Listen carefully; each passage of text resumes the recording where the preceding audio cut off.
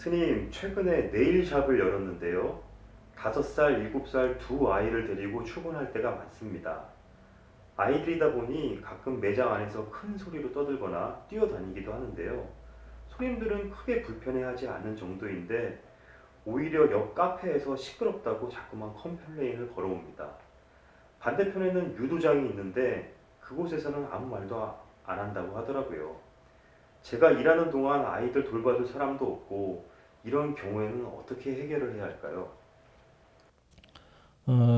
그러니까 네일 샵을 하는데 5살, 7살 두 아이를 데리고 출근할 수밖에 없는 상황인 거죠.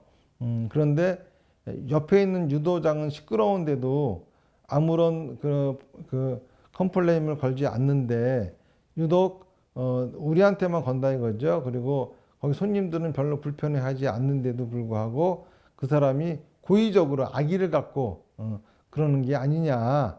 이런 경우 어떻게 해야 되겠느냐. 이런 식의 이제 고민이신데 우선 상대방이 악의를 가지고 한다라고 하는 것을 전제하고 계신 것 같아요. 그런데 그 생각을 잠깐 내려놓고 한번 생각해 볼 필요가 있겠습니다.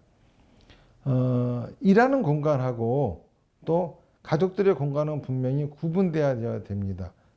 그렇기 때문에 우선 아이들을 어떤 사정으로 데리고 출근할 수밖에 없는지는 모르겠으나 가능하면은 그 기간 동안은 아이들을 돌봐줄 수 있는 곳에 아이들을 갖다가 맡기는 것이 올바른 행동이다라고 하는 생각이 들고요. 본인의 어떤 사정으로 인해 가지고 도저히 아니면은 그 맡기는 곳의 사정 등으로 인해 가지고 도저히 그렇게 할 수 없다라고 할 적에는 이웃집에 가서 한번 물어보세요.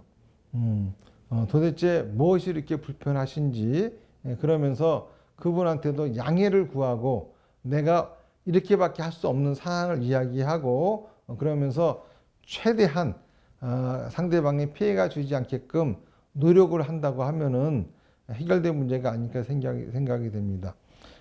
우선 질문의 내용만 보더라도 나는 저쪽이 나한테 악의를 가지고 고의적으로 그러는 것 같습니다. 이런 식의 질문 태도거든요. 그러니까는 악의를 상대방이 가지고 있다라고 하는 것은 분명히 나한테 뭔가 불만이 있는 거예요. 그러면 그 불만의 요소가 무엇인지 알아서 해결해야 되지 않겠습니까? 그러려면은 그 집 사람들하고 직접적으로 대화를 해서 풀어보는 게 우선이지 않을까 그런 생각이 듭니다. 그래서 이 부분에 대한 문제는 첫 번째는 아이들을 데리고 출근하는 거 그 자체는 일하는 데에도 안 좋을 뿐만이 아니라 아이들한테도 좋지 않아요. 그러니까는 아이들을 맡길 수 있는 곳을 찾아서 정상적인 시설에다가 아이들을 갖다가 맡기는 것 이거를 우선 생각해 보셔야 되고요.